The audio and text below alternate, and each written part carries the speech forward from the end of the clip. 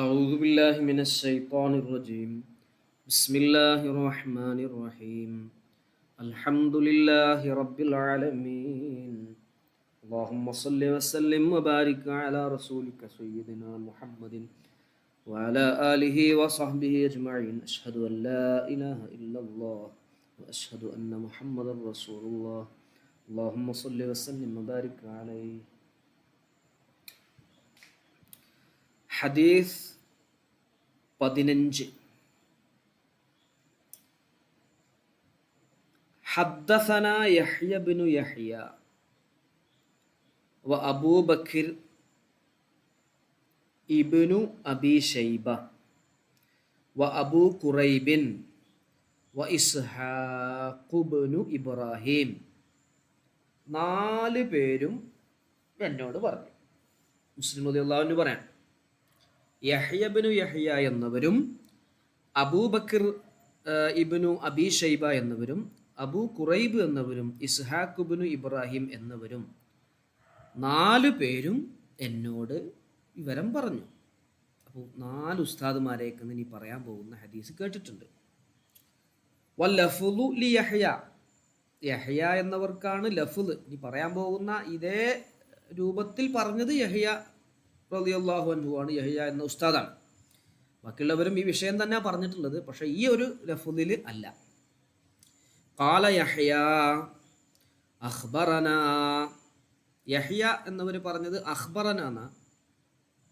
വഖാലൽ ആഖിറൂൻ, മറ്റുള്ളവർ പറഞ്ഞത് ഹദ്ദസന ആണ്. രണ്ടും സെയിം തന്നെയാണ്, പക്ഷെ ഉപയോഗിച്ച ലഫ്ള് അഖ്ബറ, മറ്റൊന്ന് ഹദ്ദസ എന്നാണ്.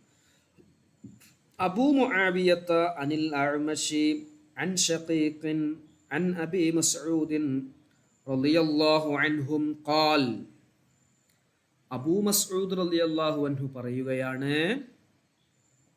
قال رسول الله صلى الله عليه وسلم, നബി സല്ലല്ലാഹു അലൈഹി വസല്ലമ തങ്ങൾ പറയുന്നു, ഹൂസിബ റജുലുൻ, ഒരു മനുഷ്യൻ വിചാരണ ചെയ്യപ്പെട്ടു, മിമ്മൻ കാന ഖബ്ലക്കും, നിങ്ങൾക്ക് മുൻപുള്ള വിഭാഗത്തിൽ നിന്നും, നിങ്ങൾക്ക് മുൻപ് ജീവിച്ചുപോയ ഒരു മനുഷ്യൻ വിചാരണ ചെയ്യപ്പെട്ടു. അദ്ദേഹത്തിൻ്റെ നന്മകളും തിന്മകളുമൊക്കെ തൂക്കി അദ്ദേഹത്തിൻ്റെ ഹിസാബ് നടക്കുന്ന വിവരം നബി സല്ലല്ലാഹു അലൈഹി വസല്ലമ തങ്ങൾക്ക് പറഞ്ഞു കൊടുക്കുകയാണ്. നിങ്ങൾക്ക് മുമ്പ് ജീവിച്ചു പോയ ഒരു മനുഷ്യൻ വിചാരണ ചെയ്യപ്പെട്ടുകൊണ്ടിരിക്കുന്നു.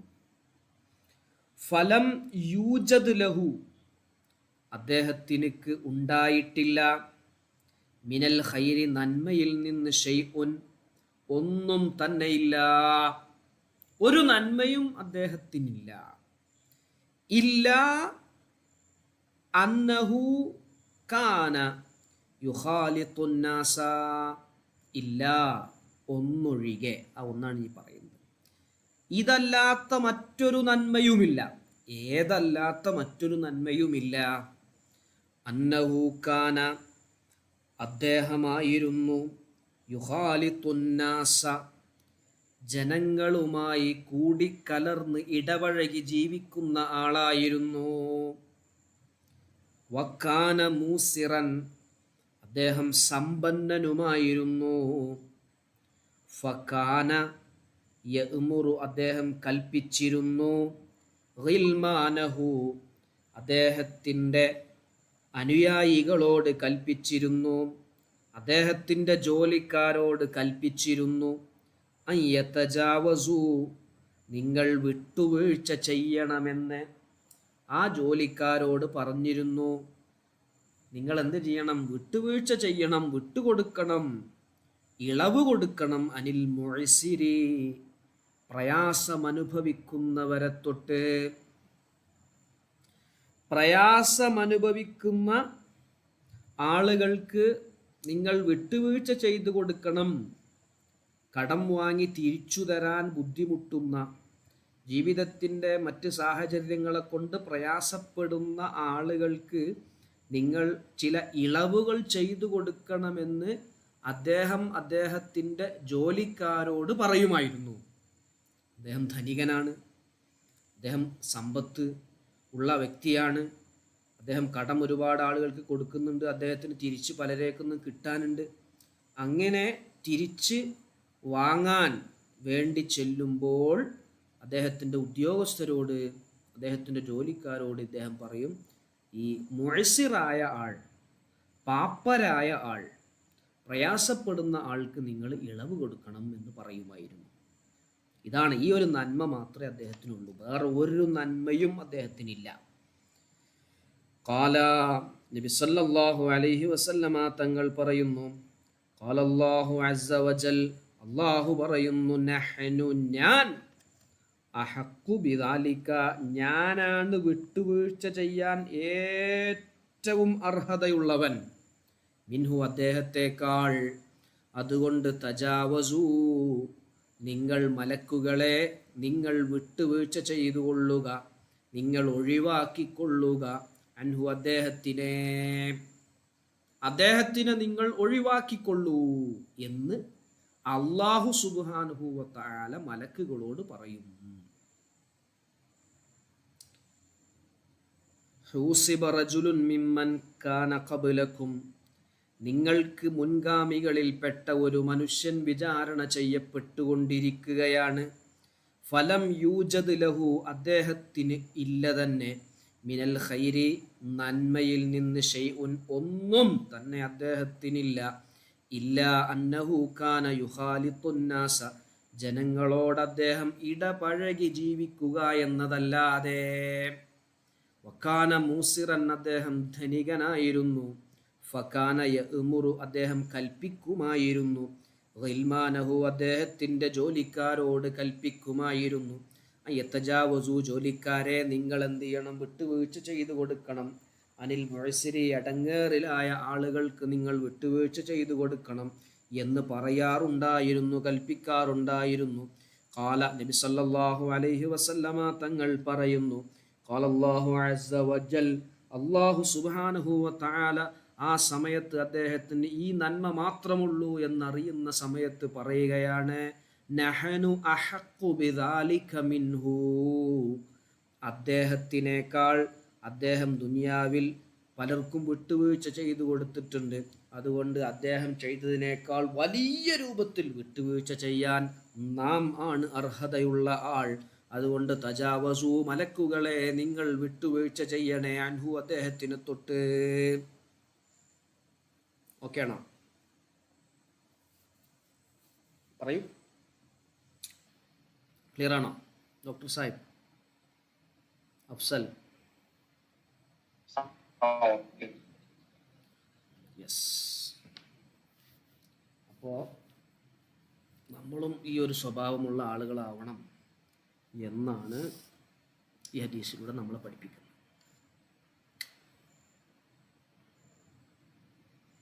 യെസ്, നോക്കാം അടുത്തത്. ഹദീസ് അൽ അസാദിസു അശറ, 16ാമത്തെ ഹദീസ്. ലാ തദ്രിബിൽ വജ്ഹ, നിങ്ങൾ മുഖത്തടിക്കരുത്, മുഖത്തടിക്കരുത്.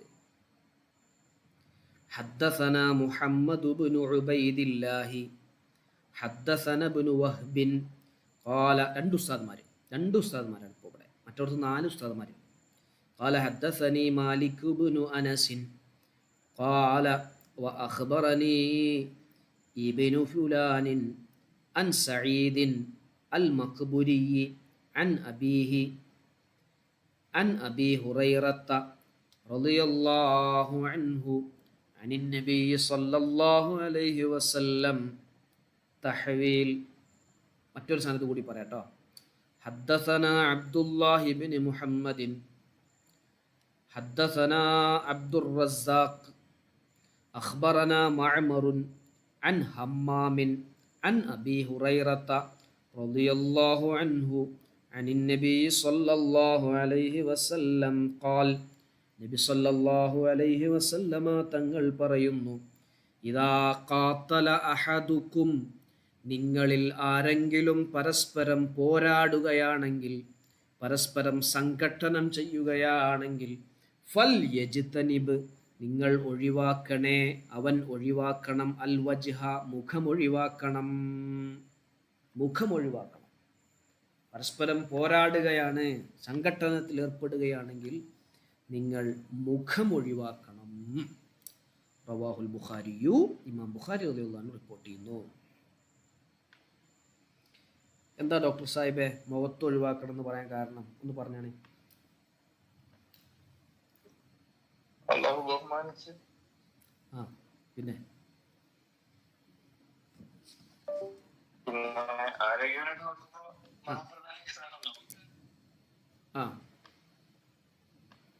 ആരോഗ്യപരമായിട്ട് നോക്കുകയാണെങ്കിൽ മുഖം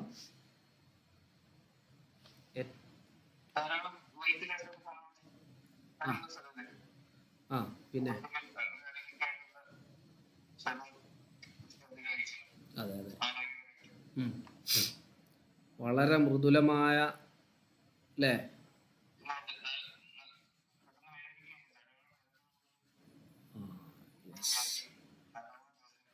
യെസ് യെസ്. അതുകൊണ്ടാണ് പറഞ്ഞത്. പിന്നെ എന്ന് പറഞ്ഞാൽ മുഖം എല്ലാവരും എപ്പോഴും കാണുന്ന ഒരു ഭാഗമാണ്. ആ സ്ഥലത്തെ നമ്മൾ അപകടപ്പെടുത്തുകയാണെങ്കിൽ എന്നും അത് മറ്റുള്ളവർക്ക് കാണാനും ഇവന് തന്നെ അതൊരു സങ്കടകരമാകുന്ന ഒരു അനുഭവമായി മാറും. മറ്റേ ശരീരത്തിൻ്റെ മറ്റവയവങ്ങളിലൊക്കെ നമ്മൾ പല സമയങ്ങളിലായിട്ട് മറച്ചു നടക്കുന്നതാണ്. അപ്പം അത് പെട്ടെന്ന് ഇതുപോലെ നേരത്തെ പറഞ്ഞതുപോലെ ഒരുപാട് സൂക്ഷ്മമായ നരമ്പുകളും ഒരുപാട് പ്രവർത്തനങ്ങളും, കണ്ണ്, അതുപോലെ ചെവി, അതുപോലെ മറ്റ് പല പ്രധാനപ്പെട്ട കാര്യങ്ങളും ഒക്കെ നമ്മുടെ ഭംഗി ഇതിനൊക്കെ സ്വാധീനിക്കുന്ന കാര്യങ്ങളൊക്കെ മുഖത്താണ് അടങ്ങിയിട്ടുള്ളത്. അത് അവിടെ പരിക്കേൽപ്പിക്കുകയാണെങ്കിൽ, അവിടെ പ്രയാസപ്പെടുത്തുകയാണെങ്കിൽ വളരെ മാനസികവും ശാരീരികവുമായി പ്രയാസം ഉണ്ടാക്കും. അതുകൊണ്ടാണ് അത് പറഞ്ഞത്. ഓക്കെ, ക്ലിയർ അല്ലേ അഫ്സലെ? റഷീദ് ക ഓക്കെ അല്ലേ?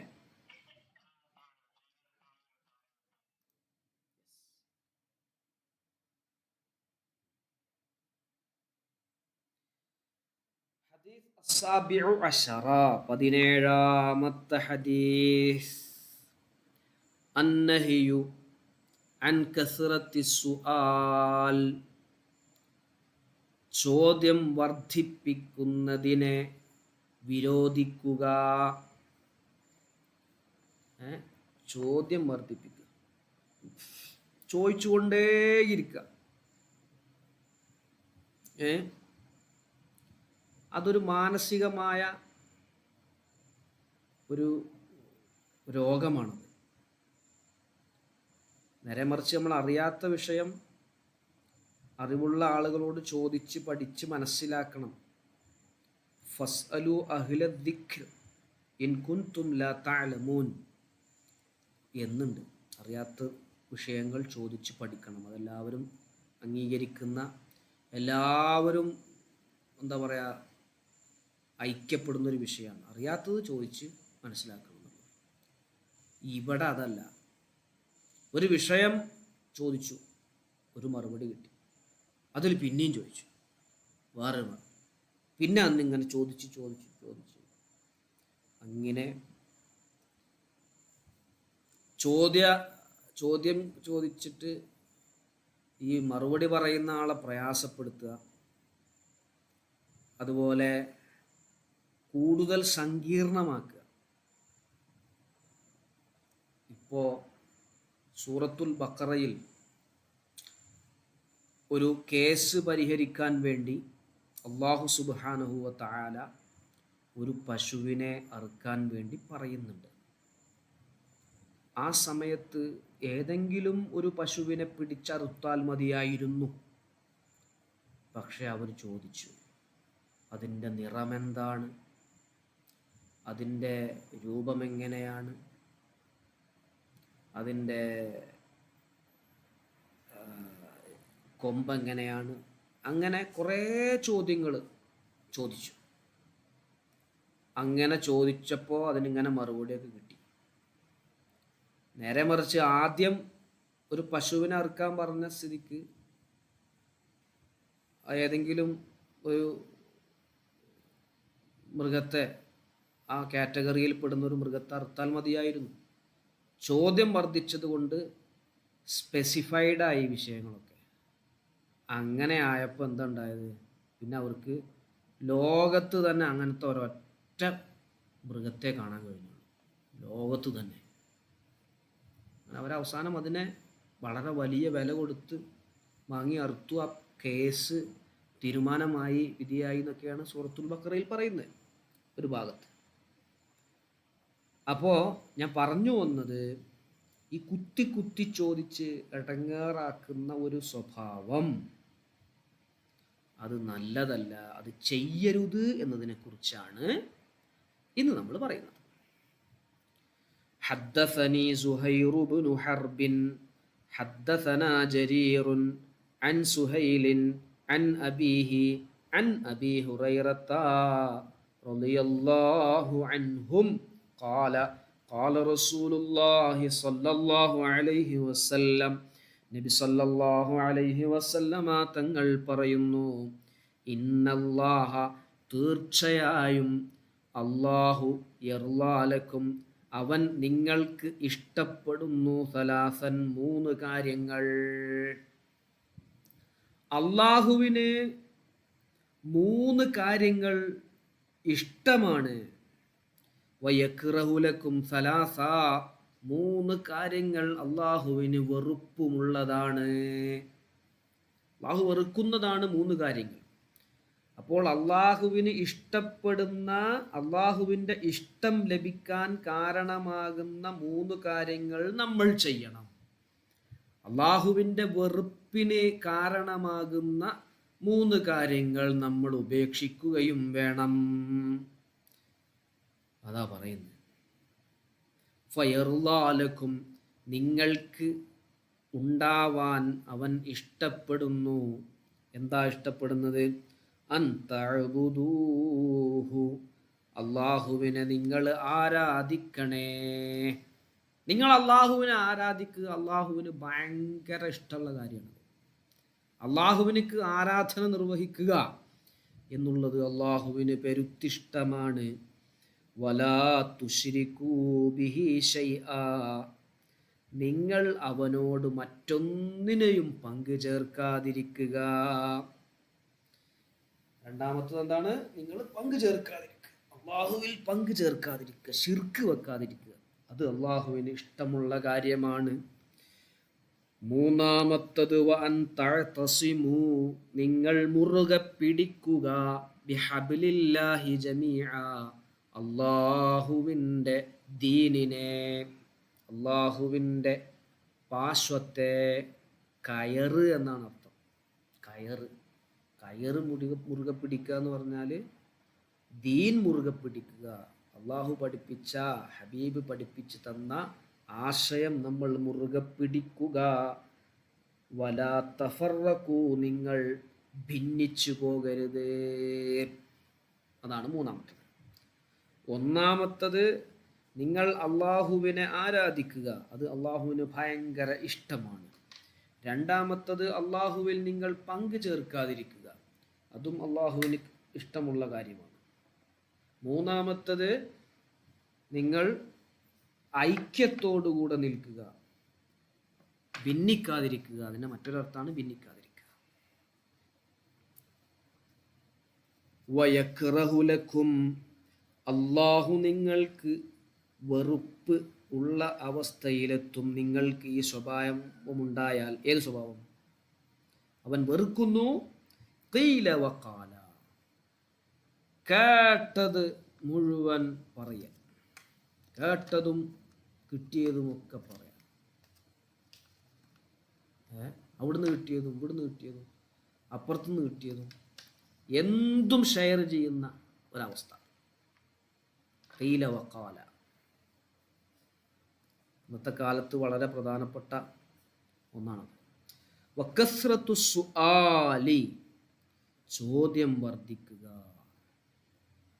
ധാരാളം ചോദിക്കുക. വഇളാഅത്തിൽ മാൽ, മുതല് നഷ്ടപ്പെടുത്തുക. അത് അള്ളാഹുവിനിക്ക് ഭയങ്കര വെറുപ്പുള്ള കാര്യമാണ്. അപ്പോൾ ഖീല വഖാല, ഒരാവശ്യവുമില്ലാത്ത സംസാരങ്ങൾ, ഒരാവശ്യവുമില്ലാത്ത വിവരങ്ങൾ ഷെയർ ചെയ്യുക. വകസ്റത്തു സുആൽ, ധാരാളം ചോദ്യങ്ങൾ ചോദിക്കുക. വഇളാഅത്തിൽ മാൽ, മുതലിനെ പാഴാക്കുക, നശിപ്പിക്കുക എന്നുള്ളത്. റവാഹു മുസ്ലിമുൻ, മുസ്ലിം റളിയല്ലാഹു അൻഹു റിപ്പോർട്ട് ചെയ്യുന്നു.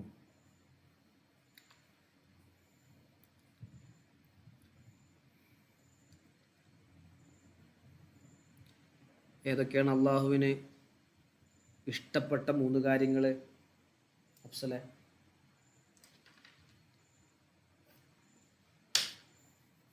അള്ളാഹുവിന് ഇഷ്ടപ്പെട്ട 3 കാര്യങ്ങൾ.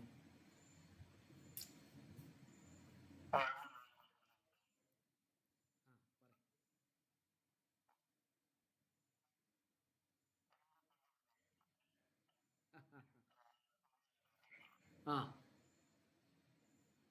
പിന്നെ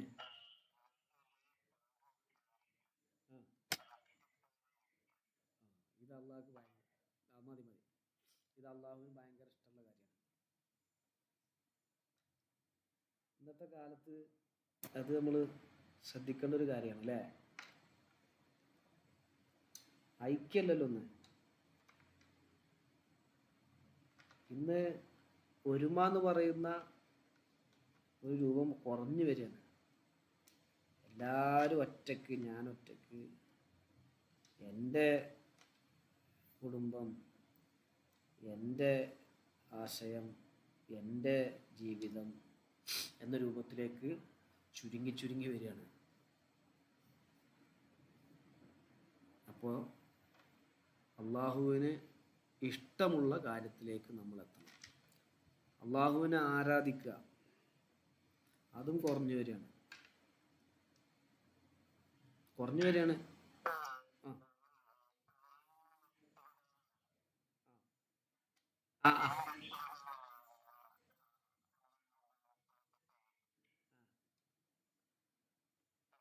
അതെ,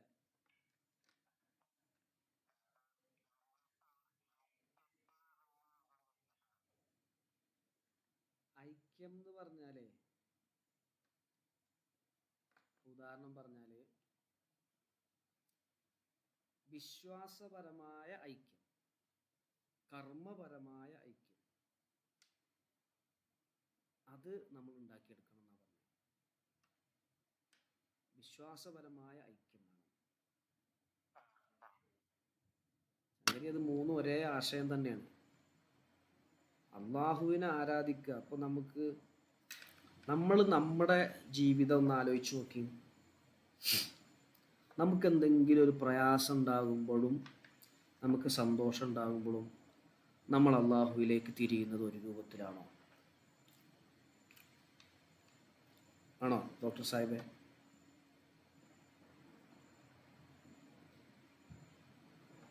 അല്ലല്ലോ. നമ്മളെന്താ ചെയ്യുക? എന്തെങ്കിലും ഒരു പ്രയാസം വന്നാൽ കൂടുതൽ എന്ത് ചെയ്യും? ക്ഷമ കുറഞ്ഞു വരികയാണ് ആളുകൾ. ക്ഷമ ഇന്ന് തീരല്ല. നമ്മുടെ കുട്ടികൾക്ക് ക്ഷമല്ല, കുട്ടികൾ എന്ന് പറയണ്ട, നമുക്കും ക്ഷമല്ല. നിസ്സാര കാര്യങ്ങൾക്ക് വേണ്ടി അപകടങ്ങളിൽ പെടുന്ന ആളുകൾ വർദ്ധിച്ചു വരികയാണ്. മാനസികമായ വളർച്ച ഇന്ന്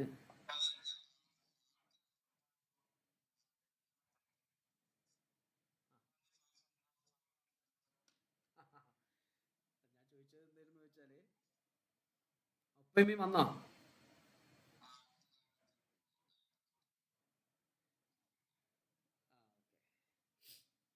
ചോദിച്ചെന്താ വെച്ചാലേ നമ്മള് ഇപ്പൊ ആരാധനയും കുറയാണല്ലോ, ഇബാദത്തുകളും കുറഞ്ഞു കുറഞ്ഞു വരികയാണ്. അതുപോലെ ഷിർക്ക് ഷിർക്ക് വെക്കുക എന്ന് പറഞ്ഞാൽ രണ്ട് തരം ഷിർക്കുകളുണ്ട്. ഒന്ന് അള്ളാഹുവിൽ പങ്കു ചേർക്കുക. അത് പങ്കു ചേർക്കുന്നവന്റെ കാര്യം പറയേണ്ട ആവശ്യമല്ല. നമ്മൾ നേരെ മറിച്ച് ജനങ്ങൾ കാണാൻ വേണ്ടി ആരാധനകൾ ചെയ്യുക, അതും ചെറിയ രൂപത്തിൽ ഷിർക്കാണ്. ജനങ്ങളുടെ പ്രശംസ കിട്ടാൻ വേണ്ടി അങ്ങനെയുള്ള ഇഖ്ലാസ് ഇല്ലായ്മ നമുക്കൊക്കെ വരുന്നുണ്ട് പല സമയങ്ങളിലും. അതൊക്കെ നമ്മൾ വളരെ സൂക്ഷ്മമായി മനസ്സിലാക്കി അതിൽ നിന്നൊക്കെ മാറി നിൽക്കണം. സന്തോഷമുണ്ടാകുമ്പോഴും വിഷമങ്ങളുണ്ടാകുമ്പോഴും നമ്മൾ അള്ളാഹുവിലേക്ക് വരുത്തുന്ന ആരാധനകൾ ഒരു കുറവും വരാൻ പാടില്ല. അതുപോലെ ഐക്യം, നമ്മുടെ കുടുംബത്തിൽ ഐക്യം വേണം, മഹല്ലിൽ ഐക്യം വേണം, നാട്ടിൽ ഐക്യം വേണം, രാജ്യത്ത് ഐക്യം വേണം. അങ്ങനെ നമ്മുടെ എല്ലാ ഇടങ്ങളിലും ഐക്യം വേണം. ഒറ്റക്ക് നിൽക്കുക, ഒറ്റപ്പെടുക എന്ന ഒരു സ്വഭാവം അതാർക്കും നല്ലതല്ല. ഒറ്റക്ക് നിൽക്കുകയാണെങ്കിൽ കൂട്ടം തെറ്റി കൂട്ടത്തിൽ നിന്ന് മാറി നമ്മൾ സഞ്ചരിക്കുകയാണെങ്കിൽ നമ്മളെ അപകടപ്പെടുത്താൻ പല ശക്തികൾക്കും എളുപ്പമായിരിക്കും. ഒരുമയോടെ നിൽക്കുമ്പോൾ നമ്മളെ പരാജയപ്പെടുത്താനും അപകടപ്പെടുത്താനും ആർക്കും സാധിക്കില്ല. ഇതാണ് ഇപ്പോൾ പറഞ്ഞതിൻ്റെ സാരം. പിന്നെ ഇന്നത്തെ കാലത്ത് തേയിലയും കാലയും വർദ്ധിച്ചിരിക്കുകയാണ്. അവിടെ ഒരാൾ ഇങ്ങനെ പറഞ്ഞു, ഇവിടെ ഒരാൾ അങ്ങനെ പറഞ്ഞു.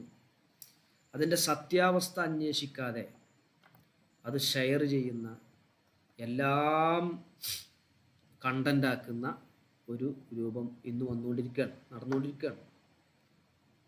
കിട്ടുന്നത് മുഴുവൻ കണ്ടൻ്റാണ്. അതെത്രത്തോളം സത്യസന്ധമാണോ എന്നൊന്നും അന്വേഷിക്കാതെ. അത് അള്ളാഹ്ക്ക് ഇഷ്ടമല്ല.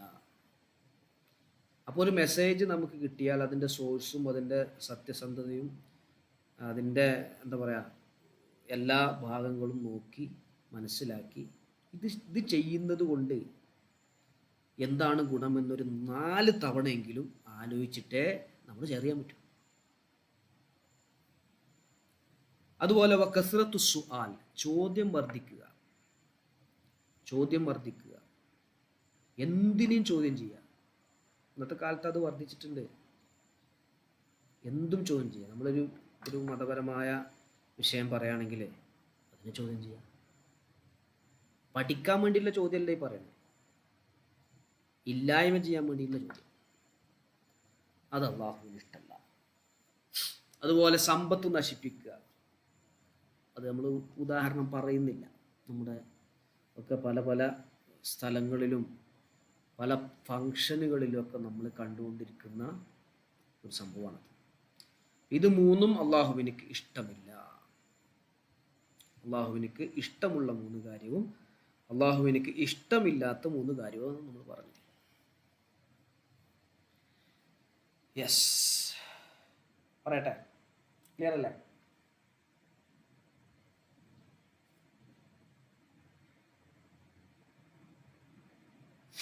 ഓക്കെ അല്ലേ?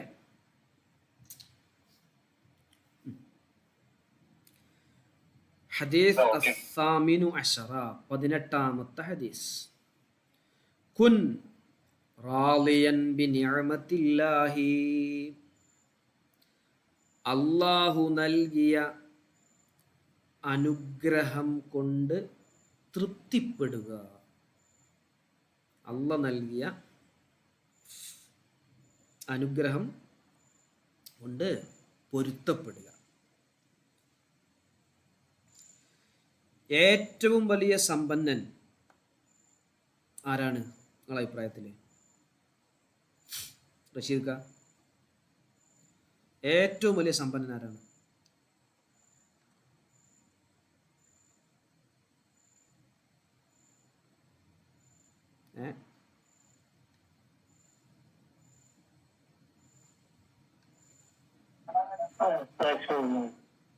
ഏത്?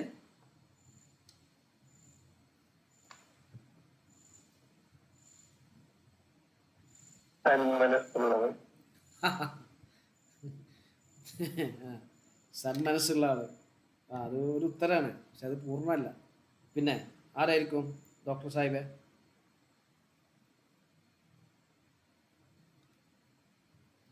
ഏറ്റവും വലിയ സമ്പന്നൻ ആരായിരിക്കും? അത് കീഴിൽ പഠിച്ചിക്കണല്ലോ.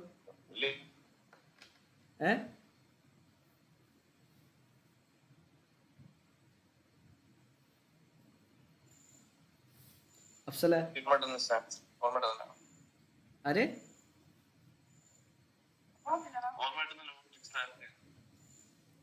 അല്ല, നിങ്ങൾ എന്തായാലും പറഞ്ഞു നോക്കി. അതന്നെ പറയണമെന്നില്ല, ആ ഉത്തരം തന്നെ വേണമെന്നില്ല. നിങ്ങൾ പറഞ്ഞു നോക്കി ഏറ്റവും വലിയ സമ്പന്നൻ ആരായിരിക്കും? അഫ്സൽ പറഞ്ഞട്ടെ.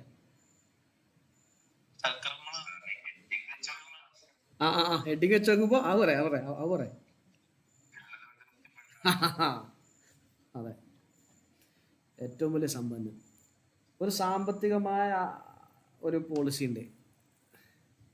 ഇപ്പോൾ നമ്മൾ, അത് ഞാനൊരു വീഡിയോയിൽ കണ്ടതാണ്. നമുക്കൊരു 30,000 രൂപ വരുമാനം ഉണ്ടെന്ന് വിചാരിക്കുക. 30,000 രൂപ വരുമാനമുണ്ട്.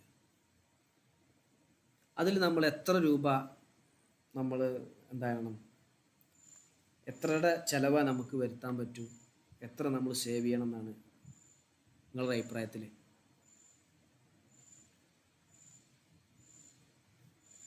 നിങ്ങൾ ആ വീഡിയോ കണ്ടോ നോക്കട്ടെ.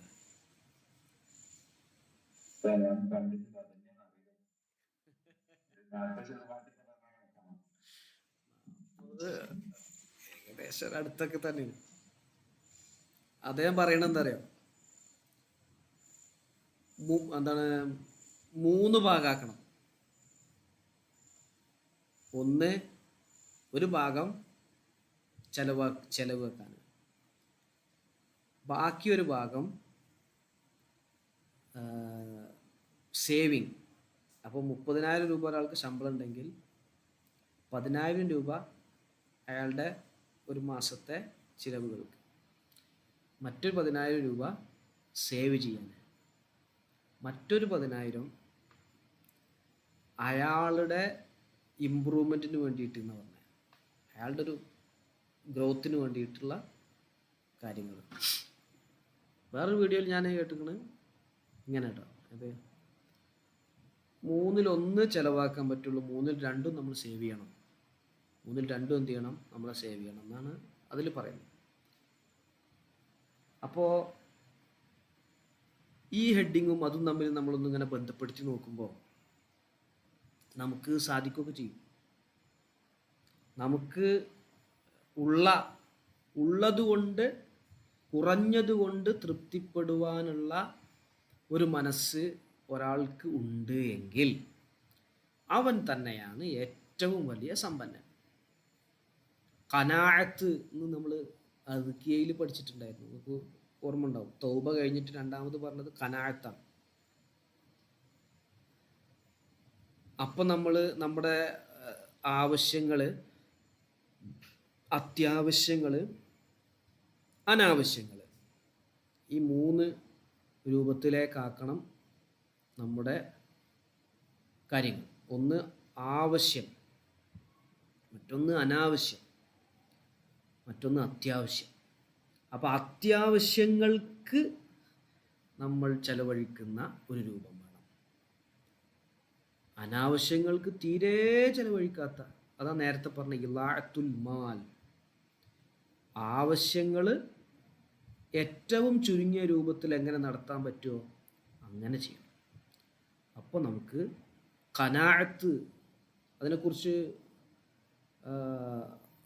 പണ്ഡിതന്മാർ പറഞ്ഞിരിക്കുന്നത് എന്താണെന്ന് അറിയാം. അൽ ഖനാഅത്തു കൻസുൻ ലാ യഫ്ന, അതൊരു നിധിയാണ്. ലാ യഫ്ന, അതൊരിക്കലും നശിച്ചു പോകൂല, ഒരിക്കലും വറ്റിപ്പോകൂല. അപ്പോൾ ഉള്ളത് കൊണ്ട് തൃപ്തിപ്പെടുക, കുറഞ്ഞത് കൊണ്ട് തൃപ്തിപ്പെടുക, അള്ളാഹുവിൻ്റെ പൊരുത്തം അള്ളാഹ് നമുക്ക് നൽകിയതിൽ നമ്മൾ തൃപ്തിപ്പെടുക എന്നുള്ളത് ഏറ്റവും വലിയൊരു കാര്യമാണ്. അതിനെക്കുറിച്ചാണ് ഈ ഹദീസിൽ പറയുന്നത്. നിങ്ങൾ ഈ ഹദീസ് കേട്ടിട്ടുണ്ടാവും, ഇതിൻ്റെ ആശയമൊക്കെ കേട്ടിട്ടുണ്ടാവും. അതെന്നാ പറയുന്നത്? ഹദ്ദസനി സുഹൈർ ബിൻ ഹർബിൻ ഹദ്ദസനാ ജരീർ തഹ്വീൽ വഹദ്ദസനാ അബൂ ഖുറൈബിൻ ഹദ്ദസനാ അബൂ മുആവിയ തഹ്വീൽ ഹദ്ദസനാ അബൂ ബക്കർ ബിൻ അബീ ശൈബ വല്ലഫ്ദു ലഹു. ഈ പറയാൻ പോകുന്ന ലഫ്ദ് അദ്ദേഹത്തിനുള്ളതാണ്. അദ്ദേഹം ഇതേ ലഫ്ദിൽ പറഞ്ഞത്. ഹദ്ദസനാ അബൂ മുആവിയത വവകീഉൻ അനിൽ അഅ്മശി അൻ അബീ സാലിഹിൻ അൻ അബീ ഹുറൈറത റളിയല്ലാഹു അൻഹും ഖാല ഖാല റസൂലുള്ളാഹി സ്വല്ലല്ലാഹു അലൈഹി വസല്ലം, നബി സല്ലല്ലാഹു അലൈഹി വസല്ലമ തങ്ങൾ പറയുന്നു, ഉൻദുറൂ, നിങ്ങൾ നോക്കണം, ഇലാ മൻ അസ്ഫല മിൻകും, നിങ്ങൾക്ക് താഴെയുള്ളവരിലേക്ക് നോക്കണം, നിങ്ങൾക്ക് താഴെയുള്ളവരിലേക്ക് നോക്കണം. വലാ തൻദുറൂ, നിങ്ങൾ നോക്കരുത്, ഇലാ മൻ ഹുവ ഫൗഖക്കും, നിങ്ങൾക്ക് മുകളിലുള്ളവരിലേക്ക് നോക്കരുത്. നിങ്ങൾക്ക് താഴെയുള്ളവരിലേക്ക് നിങ്ങൾ നോക്കുക, മുകളിലുള്ളവരിലേക്ക് നിങ്ങൾ നോക്കരുത്. ഫഹുവ, അതാണ്, അജ്ദറു, ഏറ്റവും നല്ലത്, അല്ലാ തസ്ദറു, നിങ്ങൾ നിസ്സാരപ്പെടുത്താതിരിക്കാൻ, ബിനിഅമത്തില്ലാഹി, അല്ലാഹുവിൻ്റെ അനുഗ്രഹത്തിനെ, അല്ല ചെയ്തു തന്ന അനുഗ്രഹം നിങ്ങൾ വിലമതിപ്പുള്ളതാക്കാൻ, നിസ്സാരപ്പെടുത്താതിരിക്കാൻ ഏറ്റവും ബന്ധപ്പെട്ടത്, ഏറ്റവും നല്ലത് നിങ്ങളുടെ താഴെയുള്ളവരിലേക്ക് നോക്കുക, മുകളിലുള്ളവരിലേക്ക് നോക്കാതിരിക്കുക. അപ്പം നമുക്ക് ചില സൗകര്യങ്ങളും ചില അനുഗ്രഹങ്ങളും അള്ളാഹു നൽകിയിട്ടുണ്ട്. എന്നാൽ നമുക്ക് നമ്മുടെ അത്ര സൗകര്യം നൽകാത്ത ബുദ്ധിമുട്ടുകളൊക്കെ ഉള്ള നമ്മുടെ താഴെ കിടക്കുന്ന ആളുകളിലേക്ക് നമ്മൾ നോക്കുകയാണെങ്കിൽ, അൽഹംദുലില്ലാഹ്, അവർക്കുള്ള പ്രയാസമൊന്നും എനിക്കില്ലല്ലോ എന്ന് നമുക്ക് മനസ്സിലാവും. അപ്പോൾ നമുക്ക് നല്ല സന്തോഷം ഉണ്ടാവും. നേരെ മറിച്ച് മുകളിലേക്ക് നോക്കിയാൽ എന്താ ഉണ്ടാവുക?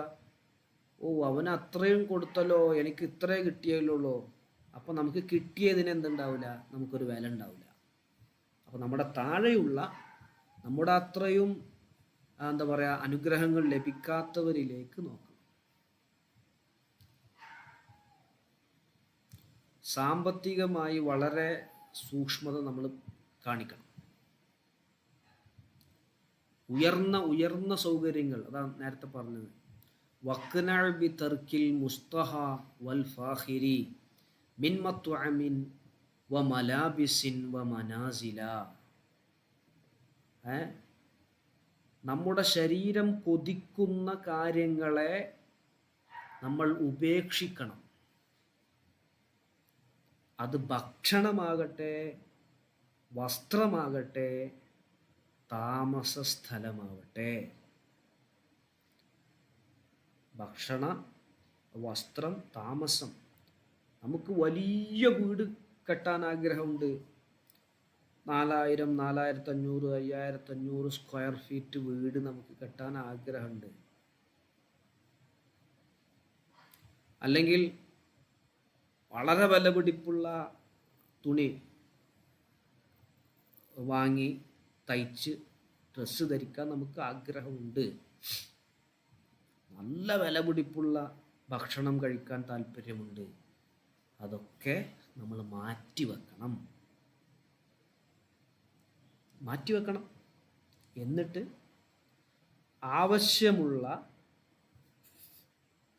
അത്യാവശ്യമുള്ള വീട് അത് നമുക്ക് വേണം. വസ്ത്രം വേണം, ഭക്ഷണം വേണം. അങ്ങനെ ശരീരം കൊതിക്കുന്ന, ശരീരം ആഗ്രഹിക്കുന്ന, മനസ്സ് പറയുന്ന, മനസ്സ് കൽപ്പിക്കുന്ന വിഷയത്തിലേക്ക് പോകാതെ ശറഅ് കൽപ്പിക്കുന്നതിലേക്ക് നമ്മൾ പോകണം. നമ്മൾ ഇസ്ലാം നിയമം അനുസരിക്കുന്നവരാവണം. കാലം അങ്ങനെയൊക്കെയാണ്, കൂട്ടുകാരൊക്കെ അങ്ങനെയൊക്കെയാണ്, എൻ്റെ ഒരു സ്റ്റാൻഡേർഡിന് അത് യോജിച്ചതല്ല എന്ന രൂപത്തിലേക്ക് നമ്മൾ മാറിക്കഴിഞ്ഞാൽ പിന്നെ നമുക്കൊരു ബെല്ലും ബ്രേക്കും ഒന്നും ഇല്ലാത്ത രൂപത്തിലാവും. അപ്പോൾ കുറേ അപകടങ്ങൾ അതിൻ്റെ പിന്നാലെ നമുക്ക് വരും.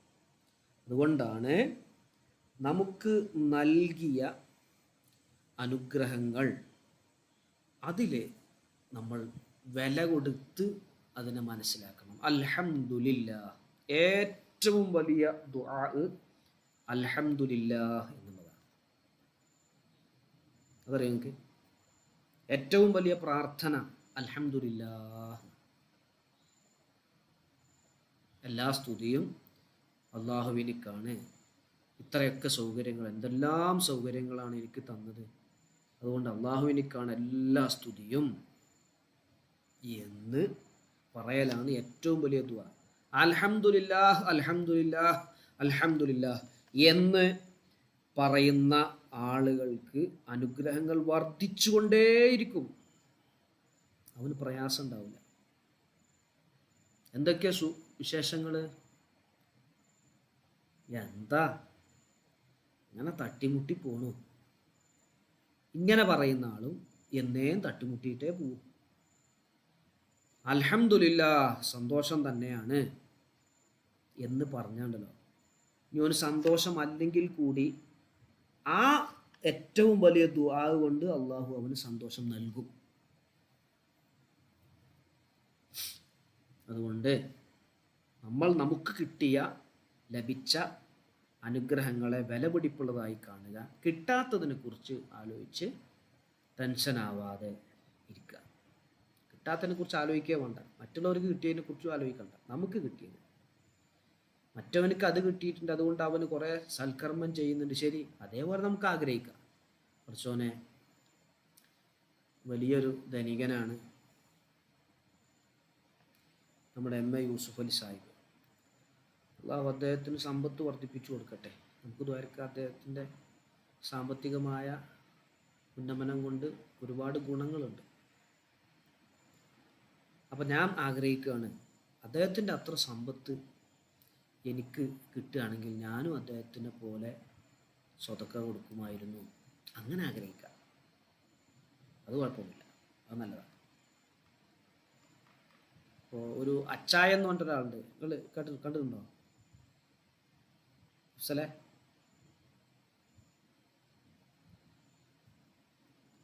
എന്താ അല്ലേ, ഒരു ഫേസ്ബുക്ക്.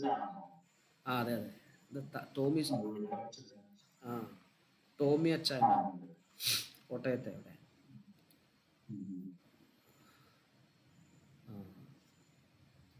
അദ്ദേഹത്തിൻ്റെ വീഡിയോയിൽ ഇങ്ങനെ കാണാം.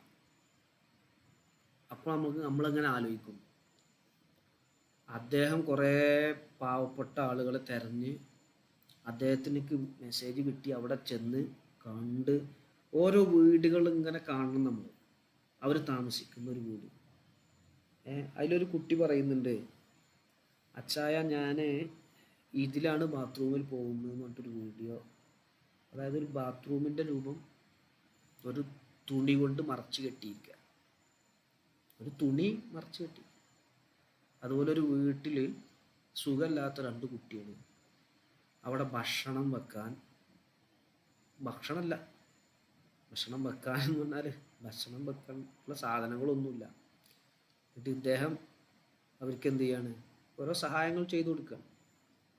അപ്പം ഞാൻ പറഞ്ഞു വന്നത്, അങ്ങനെയുള്ള വീഡിയോകളും മറ്റു കാര്യങ്ങളൊക്കെ നമുക്ക് ഇപ്പോഴും ഇങ്ങനെ ആളുകളുണ്ട് എന്ന് നമുക്ക് ബോധ്യപ്പെടാൻ ഉപകരിക്കും.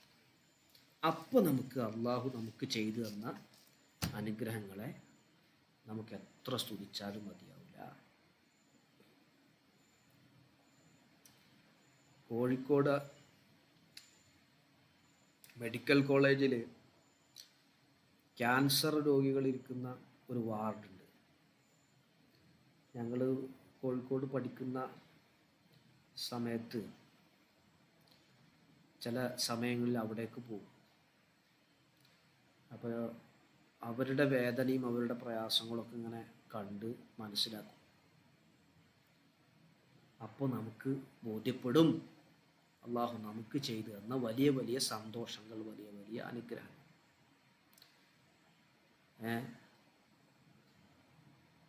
അതുപോലെ നമ്മളിപ്പോൾ പഠിച്ചതുപോലെ അള്ളാഹു സുബ്ഹാനഹു വ തആല നമുക്ക് നൽകിയ അനുഗ്രഹങ്ങൾ നമ്മളൊന്ന് കണക്ക് എടുത്തു നോക്കുകയാണെങ്കിൽ ഒരിക്കലും അത് എണ്ണി തിട്ടപ്പെടുത്താൻ സാധിക്കൂല.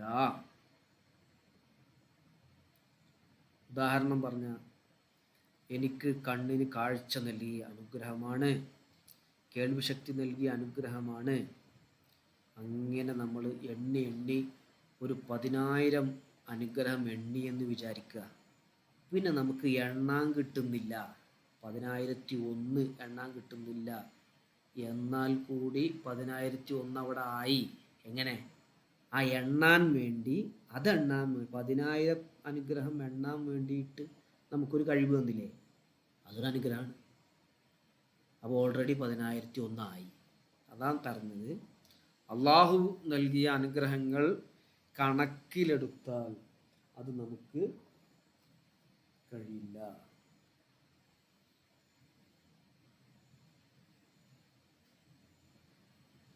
ഒരു മിനിറ്റ്.